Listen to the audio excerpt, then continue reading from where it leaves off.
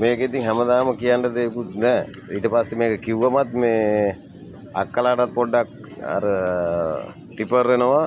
අර තව මල්ලිලා 3 දෙනෙක් විතර ඉන්නවා. ඒ මල්ලිලාට ටිපර් වෙනවා. මල්ලි මෙන්න මේ වගේ තමයි ඔයාටත් හම්බ වෙන අක්කා හරි නංගි හරි කවදා හරි හම්බ වෙන්නේ. මොකද හැම වෙලාවෙම බිම් බලාගෙන ඉන්න එක්කනේ. මොකද මේ වදමල සමගලා තියෙන්නේ අක්කලාට නංගිලාටනේ. ගැහණු පාර්ශවයේනේ. ඉතින් ඒක තමයි මම මේ හැමදාම කියන්නේ මල්ලි ඒ මට අනම්මනම් කියන මල්ලිට මේ දෙයියන්ගේ පිටින් මෙන්න මේ වගේම කෙනෙක්. මෙන්න මේ වගේම ඔන්න බිම මෙන්න බිම් බලාගෙන ඉන්නේ. ඔය මල්ලිට ඒ වගේම කෙනෙක් හම්බ වෙච්ච ආවේ. හැබැයි එයා දවල්ට විතරයි පොඩ්ඩක් ඔලුව උස්සන්නේ. රැයට පර වෙලා යනවා. නේ. ඉතින් මෙන්න මේ වගේ කෙනෙක් මල්ලි වාට හම්බ වෙන්න කියලා මම ප්‍රාර්ථනා කරනවා. මොකද මට ඒ කියන ඒවට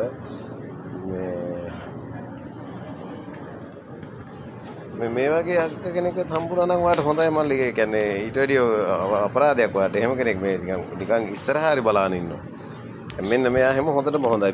බිමමනේ බලාගෙන ඉන්නේ. මල්ලි එහෙනම් අනිවාර්යෙන්ම ඔයාගෙන් කමෙන්ට් එකක් බලාපොරොත්තු වෙනවා. මොකද ඔයාගේ කමෙන්ට් එකක් දැක්කේ නැත්නම් මට නිකන් දවස කෑවි බිව්වේ නෑ වගේ.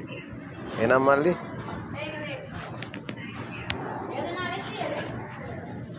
ඔයාට සුබ ගමන් මල්ලි ඈ. අපි යනවා එහෙනම් වැඩට.